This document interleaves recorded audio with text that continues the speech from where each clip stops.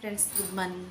మనం మంచి చేస్తున్నామా చెడు చేస్తున్నామా అని ప్రతి ఒక్కరికి కూడా ఫ్రెండ్స్ మన మనస్సాక్షి తెలుస్తుంటుంది. రైట్ అయితే రాంగు, రాంగ్ అయితే రైట్గా చేసేవాళ్ళు, సరిదిద్దుకునేవాళ్ళు చాలామంది ఉంటారు.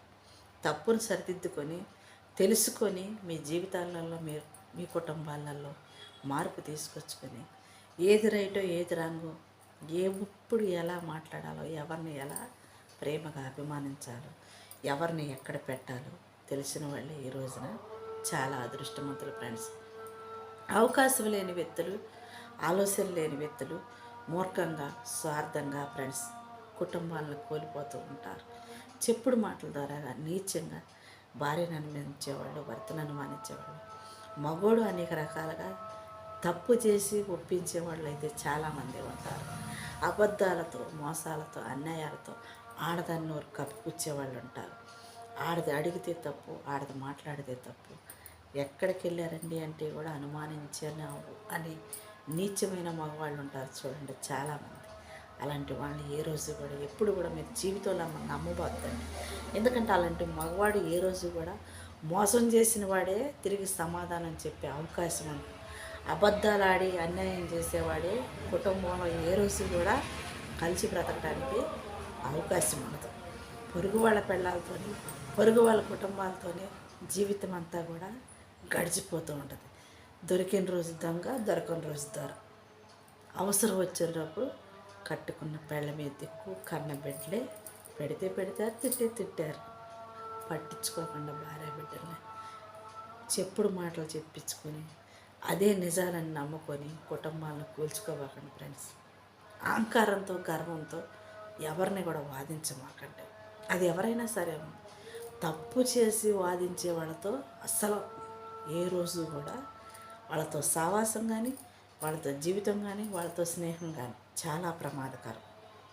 ఏ రోజు ఏ క్షణాన్ని ఎప్పుడు ఏం చేస్తారో కూడా తెలియదండి. సముద్రం అనే ఒక లోతులో మన జీవితం ఉన్నప్పుడు ఒకటి ముంచనైనా ముంచుతారు, అందుట్లో వేసి సంపనైనా చంపుతారు. కానీ నిన్ను ఆడదానిగా మాత్రం గెలవనివ్వరు, నిన్ను బ్రతకనివ్వరు, నిన్ను నిలబడనివ్వరు. సమాజంలో చాలా చోట్ల జరుగుతున్నది కూడా ఇదే ఫ్రెండ్స్. ఎందుకంటే ఎవరినైనా అతిగా నువ్వు నమ్మితే, అతిగా ప్రేమిస్తే అది ఒకటి నువ్వు ఓడిపోవటానికైనా ఒప్పుకోవాలి, ఒకటి నీ సావుకైనా కానీ సిద్ధం చేసుకోవాల్సింది.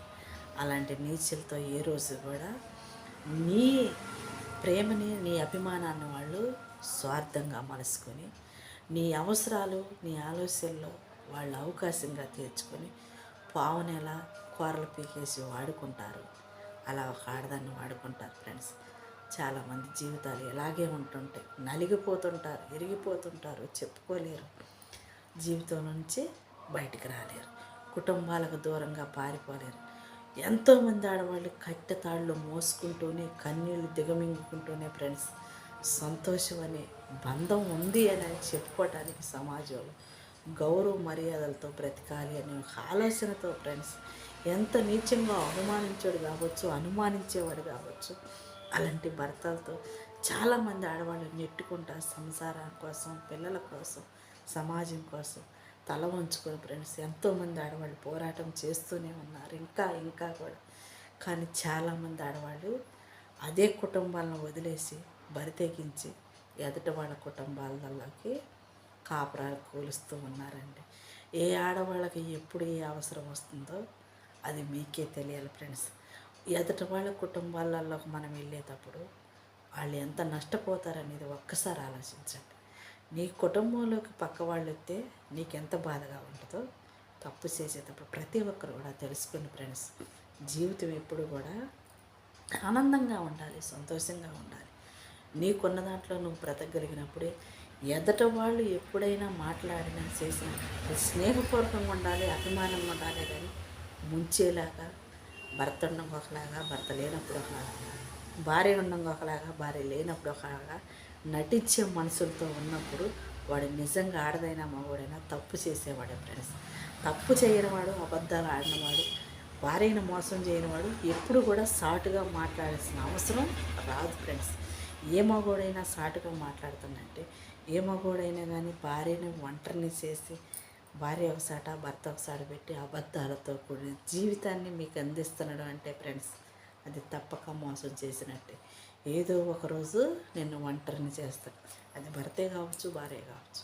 నిజం అనేది ఎప్పుడొకప్పుడు తెలుస్తూనే ఉంటుంది ఫ్రెండ్స్. ప్రతి ఒక్కరు కూడా న్యాయంగా బ్రతకటానికి ప్రయత్నించండి. Okay, by, thank you.